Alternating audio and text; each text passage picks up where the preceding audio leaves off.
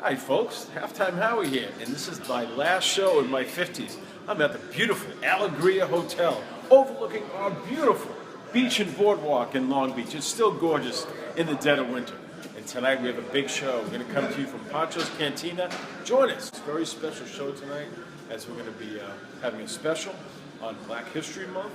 We're also going to have a special on Hofstra alumni and a lot of great things planned.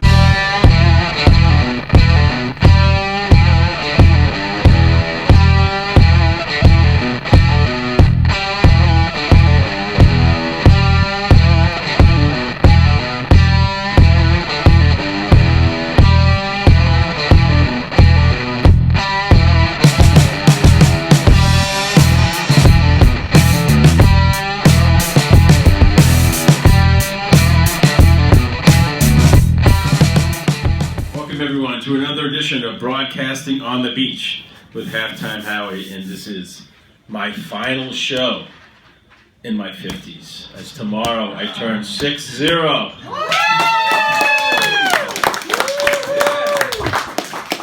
So for our special show, and you can see the videos tomorrow on our Halftime Howie show on Facebook and Halftime Howie on YouTube, and we have a lot of interesting guests. We're going to talk about a lot of interesting topics. But I've known this young man next to me since he was in diapers.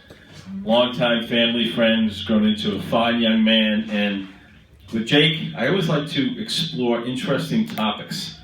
And a lot of people right now are going through what they call football withdrawal. You put the game on, and there's no football on Thursday night, Sunday night, Monday night. So people are going to learn how to deal with that withdrawal, because there won't be football for several months. So Jake, in your experience, I want to talk about two things that can help people with their mind and relax and all those things. Number one is, let's talk about meditation, the importance of meditating. Well, thank you, Howie, for having me on, especially on this special day for all of us and for you. It's been a great journey, and I'm so glad to pick it up with you today.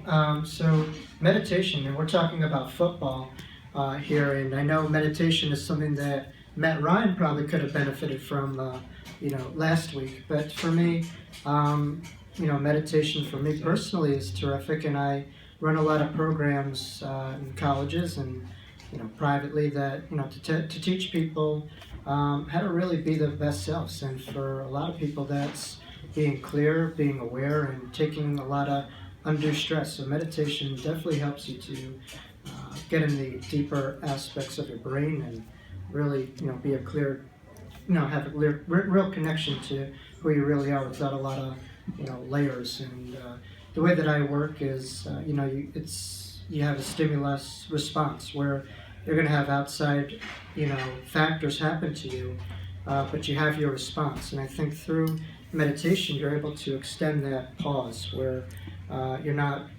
acting out of habitual nature, but you're more conscious of your actions, your thoughts, and you're a lot more of an aware being. So that's what meditation provides. It's not just sitting within a class, but it's always sitting in your home or in a class, but it's a 24/7 hour job that one can do to be a more mindful, aware being.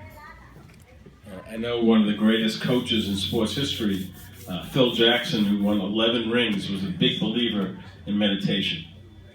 Yeah, Phil and I have a couple ties. I was at a Passover Seder, and there was a man with a Lakers championship ring on, and I thought this man, got it from Chinatown. I don't know where he got it from, and I asked, "Where's that ring from?" And he told me that he taught Phil Jackson everything that he knew. He was at the time, sports psychologist for Boston College as well as the Lakers. His name is George Mumford. And I connected with George on that day, and since I've been about 16 years old, it's been a hot pursuit. But Phil is someone who really brought spirituality to the game of basketball, where it was a lot more about the game. It was more telepathic. He'd have guys practicing without a basketball, just, almost shadow boxing or, passing with your hands and stuff like that. So for him, it was more of a telepathic connection where it wasn't isolative, that we can get with being in our own box. The meditation really allows you to be in connection with those around you and yourself, so that you really are acting in unison. So I think that's why Phil was so successful, as he was able to have his team in harmony, and he was able to transcend a lot of these big stars' egos. And I think for all of us, if we bring that down and we connect, we could really get to our altruistic states, which is the real goal of meditation, is to take ourselves out of our own box.